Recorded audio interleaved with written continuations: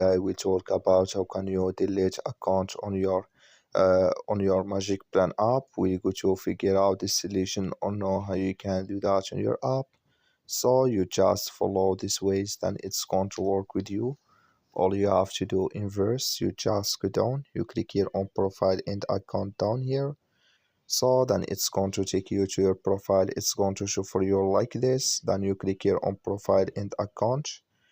You come to next step here. It's going to show for you like this. Then you just click here on delete account down here. So then it's going to take you to this list down here. Add your email and your password. Then you click here on enter password. When you add your password here, then automatically it's going to delete with you on your Magicplan app. So that's all you have to do. That's all. I wish you a great thank you for your watching. Don't forget to support us by liking, subscribe.